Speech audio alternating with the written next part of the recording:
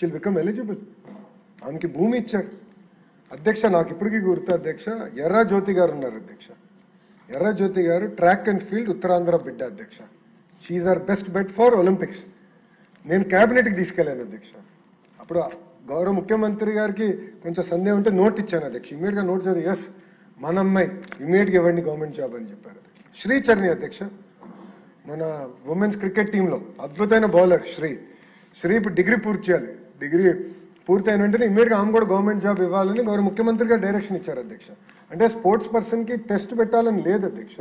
The idea is to promote sports. Quota ద్వారా వాళ్ళకి ఇవ్వాలని చాలా స్పష్టంగా ఉంది అధ్యక్ష. వాళ్ళందరికీ ఏదైతే రూల్ పాటించామో అదే రూల్ ఇక్కడ కూడా పాటించి గౌరవ మంత్రి గారి నాయకత్వంలో 29 డిసిప్లిన్స్ ఏదైతే ఉందో కేంద్ర ప్రభుత్వం సూచన మేరకు 65 డిసిప్లిన్స్ తీసుకొచ్చాం. దాంట్లో కూడా ప్రయారిటీ 1, ప్రయారిటీ 2 డిసిప్లిన్స్ కూడా పెట్టి ప్రయారిటీ 1 వాళ్ళందరినీ భర్తీ చేసిన తర్వాతనే ప్రయారిటీ 2 డిసిప్లిన్ కూడా వెళ్తాం జరిగింది అధ్యక్ష. సో స్పోర్ట్స్ కోటా కూడా చాలా పారదర్శకంగా నిర్వహించారు అధ్యక్ష. అంతేకాకుండా సర్టిఫికేట్ వెరిఫికేషన్ విషయం, స్పోర్ట్స్ సర్టిఫికేట్స్ ఉంటాయి. సర్టిఫికేట్ వెరిఫికేషన్లో కూడా శాప్ ఆధ్వర్యంలో ఆల్మోస్ట్ సుమారుగా ఒక నెల రోజుల పాటు వేరియస్ లెవెల్స్లో సర్టిఫికేట్ వెరిఫికేషన్ కూడా పకడ్బందీగా చేసిన తర్వాతనే స్పోర్ట్స్ కోటా ద్వారా ఉద్యోగాలు ఇస్తాం జరిగింది అధ్యక్ష. ఇదేదో ఆషామాషిగా ఇచ్చింది కాదు, కావాలని ఇప్పుడు ఆరోపణలు చేస్తున్నారు అధ్యక్ష.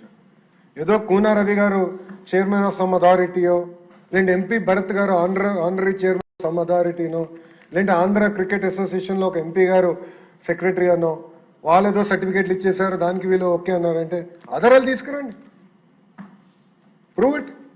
ఎక్కడ ఆధారాలు లేవు. చాలా పారదర్శకంగా శాప్ ఆధారంలో పకడ్బందీగా సర్టిఫికేట్ వెరిఫికేషన్ మేము చేసాం. కానీ మొత్తం ప్రక్రియ పూర్తయి ట్రైనింగ్ అయిన సుమారుగా సంవత్సరం తర్వాత ఇప్పుడు వచ్చి శాప్లో ఏదో జరిగిపోయిందని ఆరోపణలు చేస్తాం. చాలా చాలా బాధాకరం అధ్యక్ష.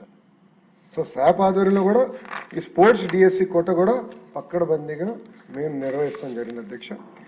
ఇక్కడ గౌరవ సభ్యులు కొన్ని విషయాలు చెప్పాలనుకుంటున్నాను అధ్యక్ష. ఎందుకంటే ఆరోపణలు వచ్చినప్పుడు గౌరవ సభ్యులకి ఒక మంత్రిగా నేను సమాధానం చెప్పాలి.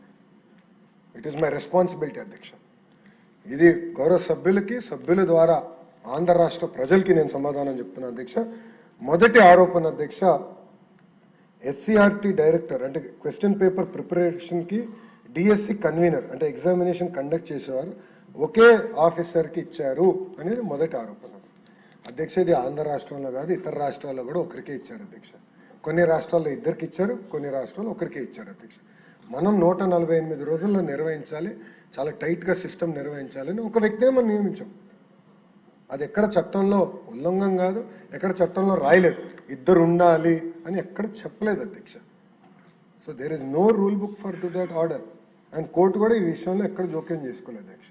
ఎందుకంటే 148 రోజుల్లో మనం డిఎస్సి పూర్తి చేయాలి లక్ష్యం పెట్టుకున్నాం, దానివల్ల ఇది చేసాం అధ్యక్ష. అంతేకాకుండా అధ్యక్ష మీరు చూస్తే హెడ్ ఒక వ్యక్తి అయ్యారు, కానీ కింద 50 మంది పనిచేశారు అధ్యక్ష. ఈ ప్రక్రియలో డిఫరెంట్ పీపుల్కి డిఫరెంట్ రెస్పాన్సిబిలిటీస్ ఇచ్చారు. వాళ్ళు వెళ్ళి అహర్నిశలు కష్టపడి తీసుకొచ్చి పూర్తి చేశారు అధ్యక్ష ఈ ప్రక్రియ. సో అది మొదటి ఆరోపణ అధ్యక్ష. రెండో ఆరోపణ అధ్యక్ష, ప్రత్యేకంగా చూస్తే ఒక్క ఉద్యోగస్తుడు ఎవరైతే అవుట్సోర్సింగ్ ఎంప్లాయీ ఉన్నాడో అతను క్వశ్చన్ పేపర్ ప్రిపరేషన్లో ఉన్నాడు, అతను ఫస్ట్ ర్యాంక్ వచ్చింది అని వాళ్ళు ఆరోపణ చేశారు అధ్యక్ష. అంతేకాకుండా అతను లాగిన్ బ్లాక్ చేశారు అని వాళ్ళు చెప్పారు అధ్యక్ష. ఇక్కడ చాలా స్పష్టంగా చెప్తున్నా, క్వశ్చన్ పేపర్ సెట్టింగ్లో ఆ వ్యక్తికి ఎలాంటి ప్రమేయం లేదు. డైరెక్ట్ ఎస్సీఆర్టీ గవర్నమెంట్ ఎంప్లాయీసే క్వశ్చన్ పేపర్ సెట్ చేస్తాం జరిగింది, నంబర్ 1. నంబర్ 2, అతనికి కాల్ లెటర్ వెళ్ళింది, అతను సర్టిఫికేట్ వెరిఫికేషన్కి అతను రాలేదు. సర్టిఫికేట్ వెరిఫికేషన్ రాకపోతే ఆటోమేటిక్లీ ఆర్ డిస్క్వాలిఫైడ్.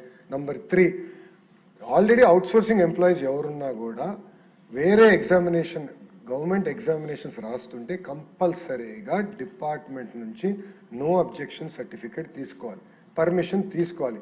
ఈ వ్యక్తి ఆ పర్మిషన్ తీసుకోలేదు, therefore his logins were removed. అంతే తప్ప ఏదో జరిగిపోయింది, ఏదో పేపర్ లీక్ అయిందంటే 42,000 ప్రశ్నలు ర్యాండమైజ్డ్ పిల్లలకి వెళ్తాయి. ఒక్కొక్కరికి డిఫరెంట్ పేపర్ వెళ్తుంది, డిఫరెంట్ ఆర్డర్లో క్వశ్చన్స్ వస్తాయి.